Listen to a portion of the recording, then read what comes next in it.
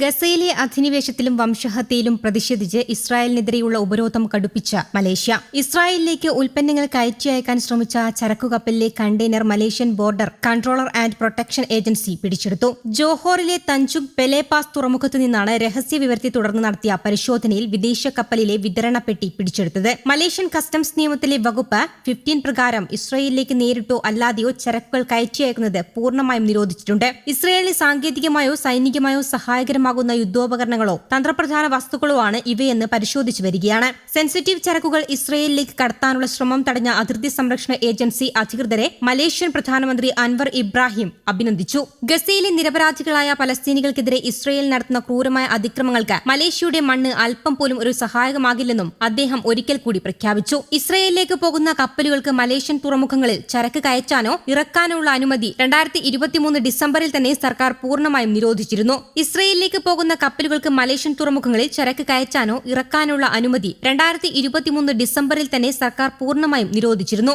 ഇസ്രായേലിന്റെ മുൻനിര ഷിപ്പിംഗ് കമ്പനിയായ സിം ഉൾപ്പെടെയുള്ള കമ്പനികൾക്ക് രാജ്യത്ത് വിലക്ക് ഏർപ്പെടുത്തിയിട്ടുണ്ട്. പലസ്തീൻ ജനതയ്ക്കൊപ്പം ഉറച്ചു നിൽക്കുമെന്നും ഇസ്രായേലിന്റെ ക്രൂരതകൾക്കെതിരെ സാധ്യമായ എല്ലാ നടപടികളും തുടരുമെന്നും മലേഷ്യൻ ഭരണകൂടം വ്യക്തമാക്കി. യുദ്ധ നടപടികൾ എല്ലാം അവസാനിപ്പിച്ച് നിരായുധീകരണം നടത്താൻ ഹമാസ് നേരത്തെ തന്നെ സന്നദ്ധത പ്രകടിപ്പിച്ചിരുന്നു. ഒക്ടോബറിൽ നടക്കാനിരിക്കുന്ന തെരഞ്ഞെടുപ്പിൽ കടുത്ത പോരാട്ടം നേരിടുന്ന നെതന്യാഹു നിരായുധീകരണത്തിനാണ് മുൻഗണന നൽകേണ്ടതെന്ന തന്റെ നിലപാട് ആവർത്തിച്ചു. തങ്ങളുടെ രാജ്യത്തെയും പൌരന്മാരെയും സംരക്ഷിക്കാൻ ആവശ്യമായതെല്ലാം ഇസ്രായേൽ സേന തുടർന്നും ചെയ്യുമെന്നും അദ്ദേഹം പറഞ്ഞു. അതേസമയം നിരായുധീകരണ ചർച്ചകൾക്കിടയിലും ഇസ്രായേൽ ഗാസയിൽ ആക്രമണം നടത്തിയിരുന്നു. അതേസമയം 2023 ഗസയിലുണ്ടായ ഇസ്രായേൽ ആക്രമണത്തിൽ കൊല്ലപ്പെട്ട 100-ലധികം പേരുടെ മൃതദേഹങ്ങൾ കണ്ടെടുത്തതിനെ തുടർന്ന് ചൊവ്വാഴ്ച പലസ്തീനികൾ അവരുടെ കൂട്ടസംസ്കാര ചടങ്ങുകൾക്കായി ഒത്തുകൂടിയിരുന്നു. ഹമാസുമായുള്ള യുദ്ധം തുടങ്ങിയ ആഴ്ചകൾക്ക് ശേഷം 2023 നവംബർ 22-ന് ഗാസ സിറ്റിയിലെ സാബ്ര പ്രദേശത്തുള്ള ഒരു പാർപ്പിട സമുച്ചയം യുദ്ധവിമാനങ്ങൾ തകർത്തെറിഞ്ഞപ്പോൾ 300-ലധികം പേർ കൊല്ലപ്പെട്ടിരുന്നു. ആക്രമണത്തിന് തൊട്ടു പിന്നാലെ പ്രാഥമിക ഉപകരണങ്ങൾ ഉപയോഗിച്ച് അവിടുത്തെ പൌരന്മാർ നടത്തിയ തിരച്ചിലിൽ 40ഓളം മൃതദേഹങ്ങൾ കണ്ടെത്തിയെങ്കിലും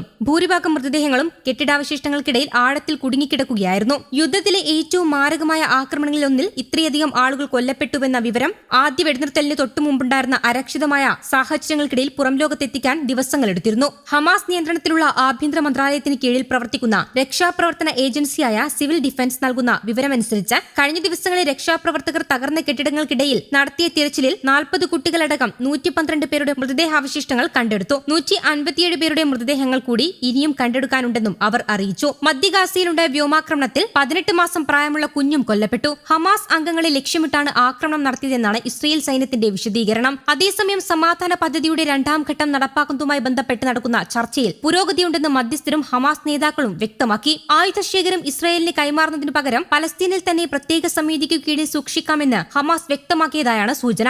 ഗാസയിലെ ആക്രമണങ്ങൾ പൂർണ്ണമായും അവസാനിപ്പിക്കാനും സൈന്യത്തെ പിൻവലിക്കാനും ഇസ്രായേൽ തയ്യാറാകണമെന്ന് ഹമാസ് ആവശ്യപ്പെടുമ്പോൾ ഹമാസ് ആയുധം വെച്ച് കീഴടങ്ങണമെന്നാണ് ഇസ്രായേൽ നിലപാട്. കഴിഞ്ഞ ഒക്ടോബറിൽ നിലവിൽ വന്ന വെടിനിർത്തൽ കരാറിന് ശേഷം ഇസ്രായേൽ നടത്തുന്ന ആക്രമണങ്ങളിൽ ഇതുവരെ 1222 പലസ്തീനികൾ കൊല്ലപ്പെടുകയും 4053-ലധികം പേർക്ക് പരിക്കേൽക്കുകയും ചെയ്തിട്ടുണ്ട്. അതേസമയം 2023 ഒക്ടോബറിൽ ഇസ്രായേൽ വംശഹത്യ ആരംഭിച്ചതിനു ശേഷം ഇതുവരെ 73,000-ലധികം പലസ്തീനികളാണ് കൊല്ലപ്പെട്ടത്. 1,74,000-ലധികം പേർക്ക് പരിക്കേറ്റു. ഗസയിലെ അടിസ്ഥാന സൗകര്യങ്ങളുടെ 90% തകർന്നിട്ടുണ്ട്. News desk Kerala Kaumudi.